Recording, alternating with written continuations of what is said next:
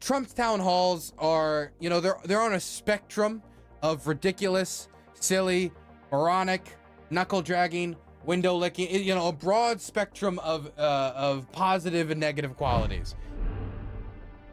And this one was no different. And I'm not going to go through the entirety of the town hall. Number one, for partial copyright reasons. But number two, because I'd rather stick to the highlights, because Donald Trump has this tendency to ramble. Donald Trump really likes the sound of his own voice. But I have seen enough clips of it to know that I want to watch at least something of it. So after seeing one or two clips, I decided I was going to go through some of the highlights that have already been brought together on Twitter that I think should be interesting. So we're going to start at the top here. Most of these clips I have not seen yet, so you're getting a mostly fresh react. Not completely. I think I saw like one clip about the economy on Twitter earlier, so it's not completely fresh, but it's mostly fresh. So let's start at the top of this town hall. Now, this is a lot different than the CNN town hall because you got Sean Hannity. Somebody's going to let Trump walk all over him if Trump wants to. Very different from the last host of a town hall that Trump was on CNN like two months ago. So let's see the difference. Hannity begins his Trump town hall event with a brutal, hard-hitting question. My first question to you is, it doesn't seem to bother you like I think it would bother so many other people. What is it about you that it doesn't? No, it bothers me. It bothers me for everybody in this incredible sold-out audience, and it's... Oh, my God. Okay, who cares? Next question. Either Trump is lying or he missed a major news story. Let's see. The president announced 3 days ago, which he should never have said, probably classified information, that we have no ammunition. Now, what do you think China says when they hear we have no ammunition? No ammunition. No ammunition. We have zero ammunition in the United States. This is the problem with Donald Trump. This has always been the problem with Donald. I mean, Trump has a million problems. But Trump can't say, hey, our stockpiles aren't as full when it comes to like howitzer shells or HIMARS rockets or javelins as they used to be. And it might take a year or two or a few years to rebuild stockpiles. And we might have to rely on shipments from allies like South Korea, which, by the way, we have. We actually had 500,000 South Korean artillery shells shipped to the United States, not to go straight to Ukraine, but to replenish American artillery shells. Now, is there really a difference? Not really. If we ship 500 shells to Ukraine, and South Korea then ships us 500,000 shells, then they were kind of part of the process, and they know what they're doing. But no, it can't be. You know, let's talk about our stockpile weight or how much we have in our stockpiles. It has to be, we have no bullets. We're out of bullets, and the Chinese know it. If we get to a war right now, all the soldiers are going to have to take sticks, and they're going to have to beat the Chinese soldiers to death. Trash Romancer, thank you so much for the 100 biddies. Dylan, do you know how dangerously low on bayonets we are? We are dangerously low. We are dangerously low on bayonets and catapults. Did you know we don't have a single catapult in service within the Ukrainian or American militaries? Can you believe that? Can you believe that? White B Goldbug, thank you so much for the primer. I appreciate that. Okay, anyway, let's go to the next one. Let's go to the next brilliant clip. Trump claims that under Biden, we've reached full communism. 2024 is the most important election that we've ever had. And I used to say it with 2016, and I meant it 100%. But we're going into almost a communistic state, and I think maybe we're even there. We've reached communism under Joe Biden. Communism. The thing that gets me about the communist attack on Joe Biden is Joe Biden was like a Cold War hawk.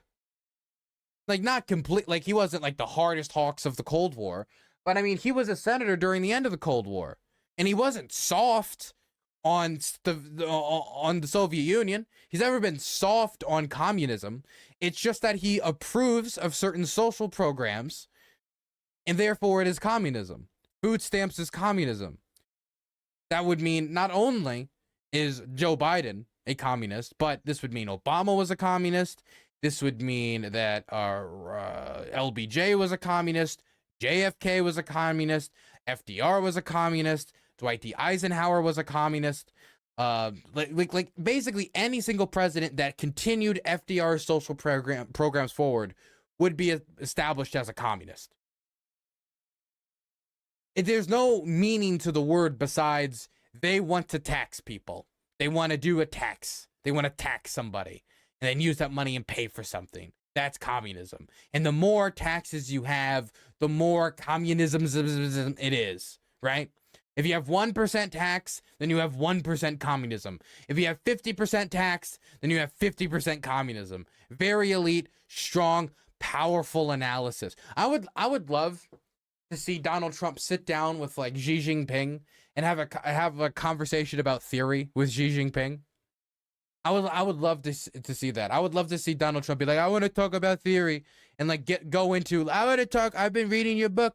Xi Jinping thought, it's okay, not as good as my book. And he just tries to go point by point. Have you considered that communism is gay? Like I would be so interested to see that. I would like to see him be like, so you say communism is good and gonna help China, but have you considered that Karl Marx is really fucking ugly? Like I would love to see that. I would like to see him break it down.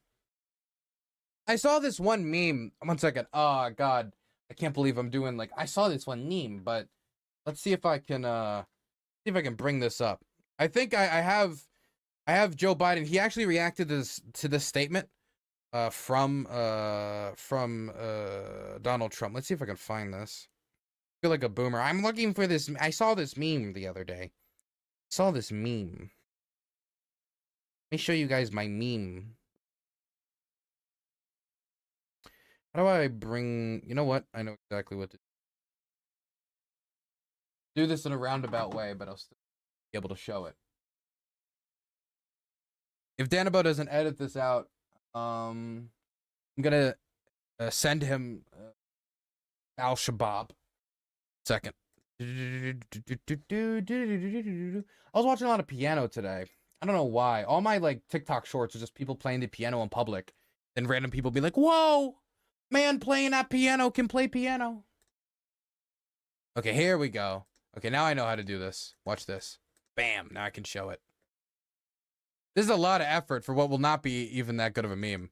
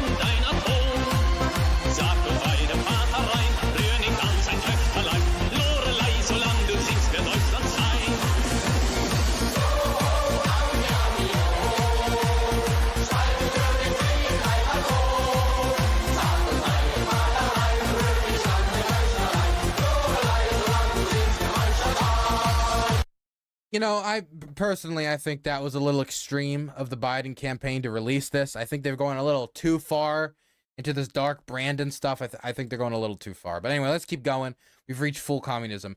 The audience for Trump's Hannity's town hall in Iowa is about what you'd expect. What does that mean? Oh, okay. Well, I don't want to be. You know what? I'm just gonna keep going. I've learned as a principle, you shouldn't make fun of people's appearance. I think it's too. Lowballing, it's going, you're going too low. I don't want to make fun of anyone's appearance, but I will say it doesn't look like there's a single person in that room that is under the age of 40. I don't think there's not a single person in that room under the age of 40. Wait, that guy to the left of that one dude in the front row with the beard, I think he might be 39. I think that might be the youngest person in the room. Okay, let's keep going. Trump's fans start bellowing, lock her up, at the mere mention of Hillary Clinton. If you look at Hillary Clinton and the way she was treated, no prosecutor would prosecute, 33,000 subpoenaed, emails deleted, devices destroyed. Then her dirty dossier. You know what? I love that nobody can see the irony of whining over and over and over again that Donald Trump should not be allowed to be arrested or indicted or charged at all for crimes he committed while in office.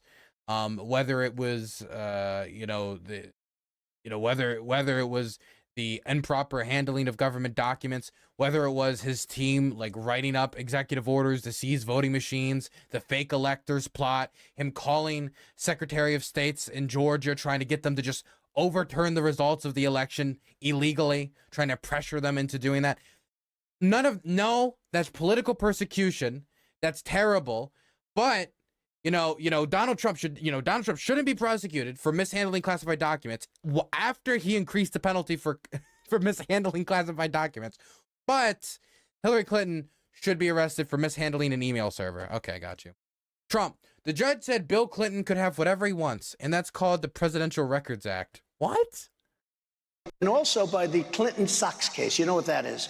That's where Clinton took out tapes in his socks, and he put them in his drawer. And they sued him just on a very civil basis, and he ended up winning the lawsuit. And the judge said he can have whatever he wants, and that's called the Presidential Records. What about? No, what? This is the thing that gets me is Donald Trump, of all people, should know this. While in office, again, like I said earlier, he increased the penalties for the Presidential Records Act. What is the point of the Presidential Records Act and increasing the penalty of the Presidential Records Act if you can't violate it? What's even the point of the Presidential Records Act if it's so you're increasing the penalty for a law that states you can do whatever the hell you want? Then what's the penalty? The law it doesn't make any sense. Okay. They also created phony ballots. Trump pushes the big lie on Fox News. Do you now encourage and embrace early and voting by mail, and legal ballot harvesting? I do, but I also have to say something else, because the one thing By the way, Donald Trump constantly railed against mail-in voting and ballot harvesting, but then he voted by mail while having his ballot harvested. Personally, he did that. I don't know why that's never mentioned, but he did do that. Also, and this is a thing that Republicans are running into that's a huge problem for them, if you rail against mail-in voting as being corrupt and flawed, and, against the security of our democracy, don't be surprised when you find out that now it is Democrats who are voting by mail and Republicans are just mainly going to try to vote on Election Day, which, what if something happens on Election Day so you can't go out and vote? It's better to have the votes early so you can confirm that you've gotten those votes. And so Republicans are trying to change the minds of all these people now. The Republican National Committee and all these Republican leaders are trying to convince their voters, no, vote by mail, because it's a massive strategic disadvantage electorally to not vote by mail. But, you reap what you sow. If you're going to tell people it isn't safe, don't be surprised when they don't do it. But this is important. Including you don't talk about. They also create phony ballots. And that's a real problem. That's my opinion. But they create a lot of phony ballots. What does that even mean? They created phony ballots? Was there fake votes that were discovered? No, there wasn't. Trump claims that Mexico not only paid for the wall, but they paid for what he was asking for. Or paid more than what he was asking for. Okay, let's listen. Did that money help pay for the wall? Let me tell you what paid for the wall. What really helped? Mexico was great. They all say Mexico. Mexico paid much more than what I was asking for because I had 28,000 soldiers on the border when I was building the wall. They didn't. Number one, there isn't a wall across all of the border. So I don't know how they're going to pay for a wall that doesn't even exist. Let's continue. Trump claims that Mexico gave us billions of dollars of free soldiers while he was president. And I have a choice bridge span to sell Oh, that's just his commentary. See, let's hear it. Mexico gave us billions of dollars of free soldiers, free of charge. They came back into the room after saying, actually, sort of. What does that even mean? What's a free soldier? They gave us like mercenaries to go fight in Afghanistan. I think he's suggesting that not that they gave him free soldiers, whatever that means, that they paid for the wall and soldiers, but that the Mexican military agreed to put more soldiers on the border in order to guard the border. Is that what he means? Laughing at me, how stupid a question this was. They said, you think we're not going to do that? I said, yes, you will. You'll do that. He said, we're not going to do that. And I said, well, we're putting a tariff on all of your products, including all the cars you stole, because, they have 32% of our car business left from Mexico. I said, we're going to put a tariff, 25%. It's going to go higher, but 25%. Take in billions. He said, may I leave the room, please? Yes. He comes back 5 minutes later. We would be honored to give you 28,000 So Mexico paid plenty. Dude, I'm going to be honest. There's not a word of what he just said that I believed. There's not a word. And then everyone clapped. Then the Mexican president's wife came over, kissed me on the cheek, said, "You're so cute, Donald." You go, okay, sure.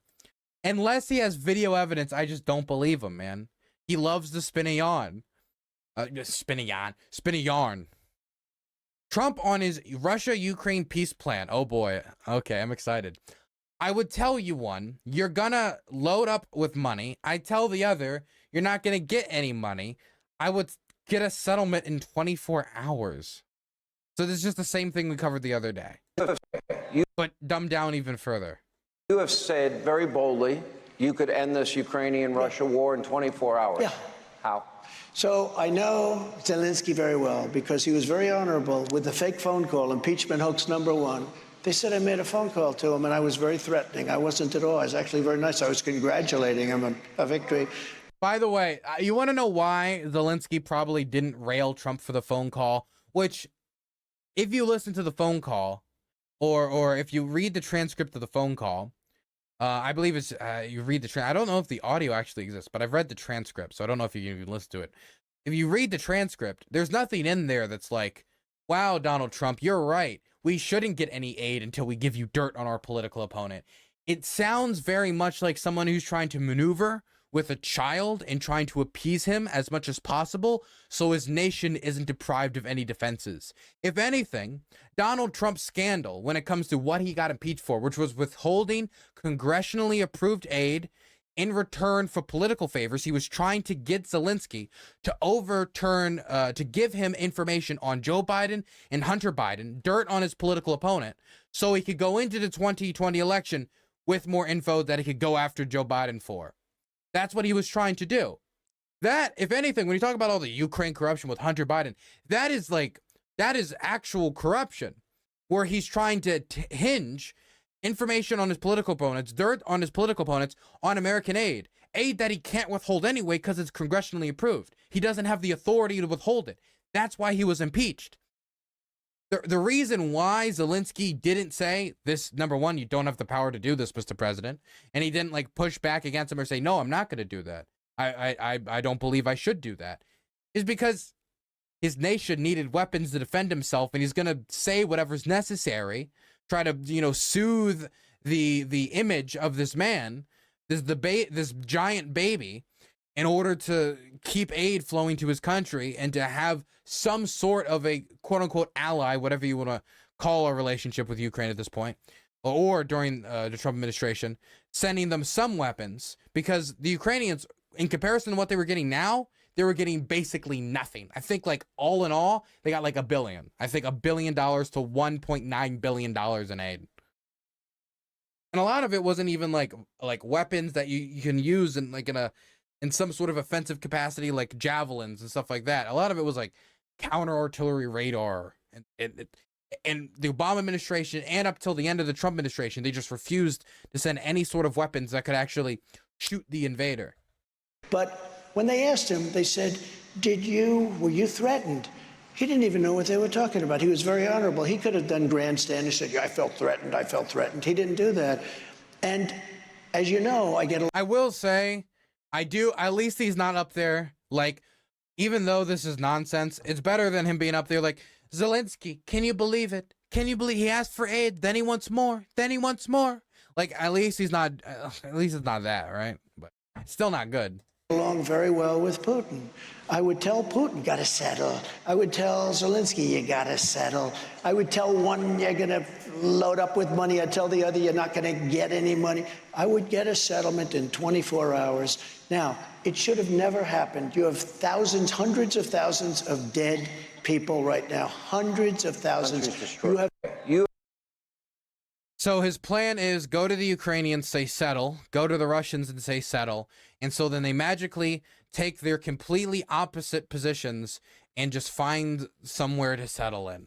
Where is that line going to be? Is Ukraine going to have to give up thousands upon thousands of square kilometers of territory forcing millions of people to be permanently displaced from their homes, losing Ukraine, some of Ukraine's most economically productive sections of their country, tons of their coastline, crippling their country not only from a defensive posture, making it easier for the Russians to invade again, but also crippling their economy and dooming those trapped in occupied territory to a campaign of terror against anyone that opposes the Russian occupation or stands up for their ethnic identity, you know, being Ukrainian.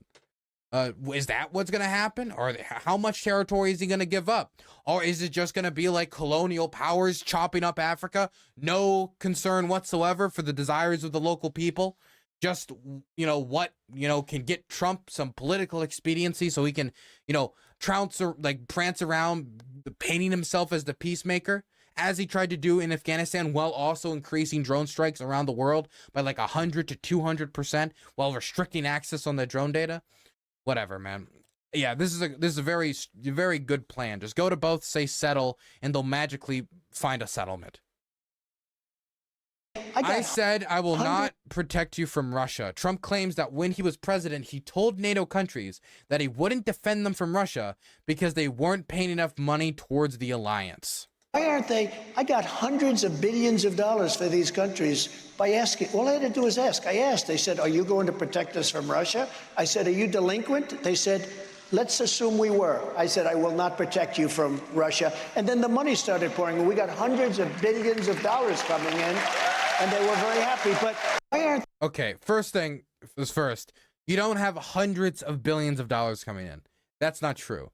The money that is put into NATO defense or into their own defense spending is either A, spent on their own defense spending, so you know their own countries like Germany or other countries increasing their own defense spending, so that's not money to the United States unless they're buying American weapons, or they're putting more money into NATO, and again that's not America. So when he says money's coming in, I think a lot of people in the audience just think that he walked into the room and basically said, give me money or we will abandon you, as he kind of tried to do in South Korea, but that's a totally different topic. And they just said, okay, here's hundreds of billions of dollars. Hundreds of billions of dollars. Not only do I not really believe what he's saying, and he's not painting the picture very clearly, and I think most of the audience probably doesn't know what actually happened. But lastly, he's degrading Article 5. If the President of the United States is kind of floating on national television, like, oh, you know, maybe Article 5 doesn't matter. You know, oh, maybe we won't come to your defense. What type of message does that send about what America would do if Estonia, Latvia, or Lithuania was invaded? What type of message does it send to our allies in Estonia, Latvia, Lithuania? What type of message does that send to Ukraine, who is trying to join NATO? Poland, Romania, any number of countries. What message does this send? Do you think that the strong image of like, oh, we needed to show strength? This is the thing about Trump. Trump bases the idea of Russia not invading Ukraine upon he has a good relationship with Putin. Very silly to think that Vladimir Putin liking Trump personally, which we don't even know if that's the case. I think he might just like the fact that he's fucking stupid and a knuckle dragger, is going to stop the war. That's silly. That's stupid.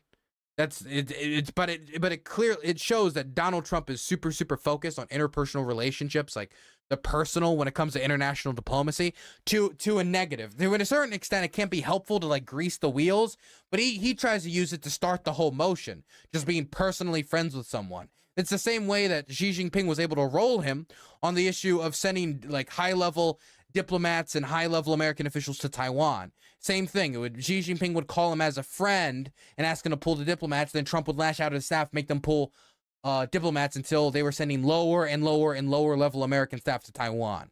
Gets rolled, right? But this guy who paints the image of there would be no war because A, Putin respects him, and B, they would be too scared to invade under a Trump presidency.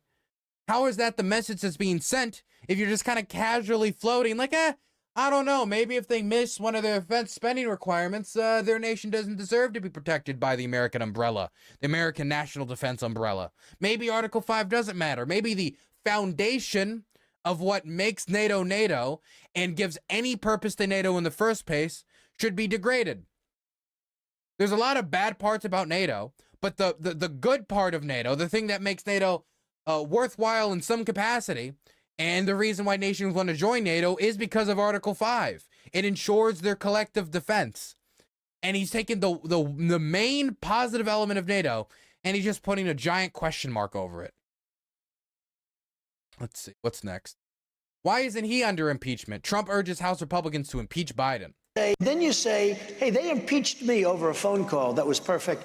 Why aren't they impeaching Biden for receiving tens of millions of dollars? Why isn't he under impeachment? For what? Tens of millions of dollars for who? From who? Does he cite any? No, of course. The idea of Donald Trump cite. Have you guys ever heard Donald Trump cite anything? That's actually a question. Can anybody think of, real question to both Psych Chat and Gutter Chat, have you ever heard Donald Trump cite something like, oh, I read a report the other day in, with Human Rights Watch, or, oh, yeah, actually, I was reading the Amnesty International report recently. Have you ever heard anything like that from Trump? Nah, man.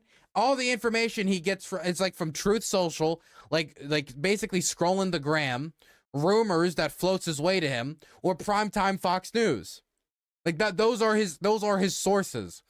If he was gonna cite something, it would be people are saying. The closest I've ever heard Donald Trump to actually citing something would be the quote, people are saying. So the most I can think about is the fact that he cites the abstract concept of like people at like broadly, just like generally the people, which is the equivalent of trust me, bro, as somebody in Site Chat just brought up. Last clip, I think. This is the last clip. Hannity, what would you do to get this economy turned around? Trump, I'm closing the border. Can I also note, when this question is asked, and Donald Trump polls better than Biden on the economy, which is absolutely wild, by the way. Donald Trump hands over an economy to Joe Biden in free fall, partially due to the COVID-19 pandemic, but that wasn't the only reason the economy was in free fall. But the economy was in free fall. Joe Biden turns it around. We have positive GOP growth. We have record low unemployment. It's actually lower than what we had during the Trump administration, which you could make the argument that much of the unemployment rates during the Trump administration was the situation handed over to him by the Obama administration. We have we have actually for the first time in a while, raising real wage growth for Americans. When we say you turn around the economy, and this is something I know David Pakman actually said when talking about this town hall. I did watch some of his video on this. What do they mean? What do they mean by turn around the economy? Turn what around? Inflation? Inflation's been brought down. It's sinking. It's going down. Unemployment? Record low unemployment. GDP growth? We have GDP growth. Wage growth? We have wage growth. Not maybe I would want the wage growth to be higher, but we have it.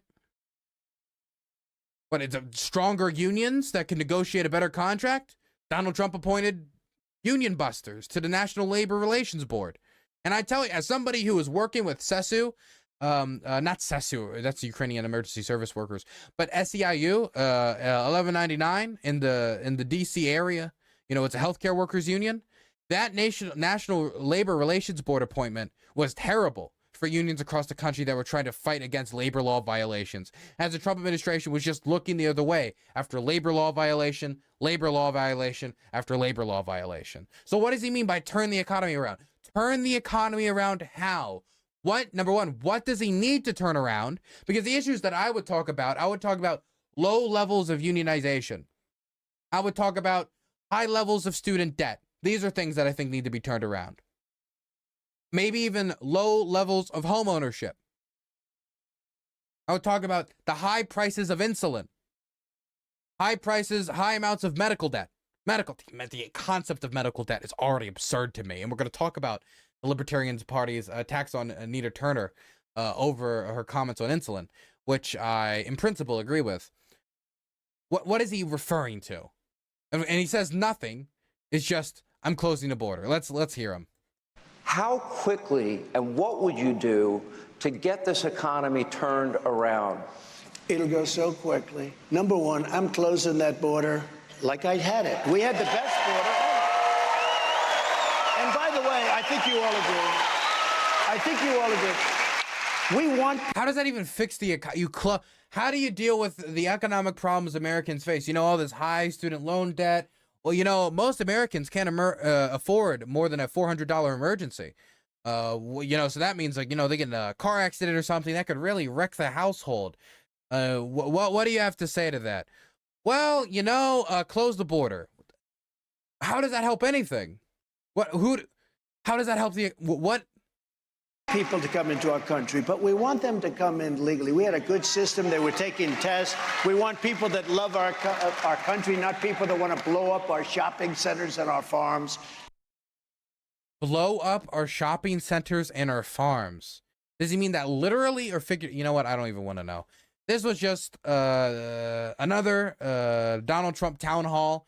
He's had a lot like this, all as silly as the last. This was no different.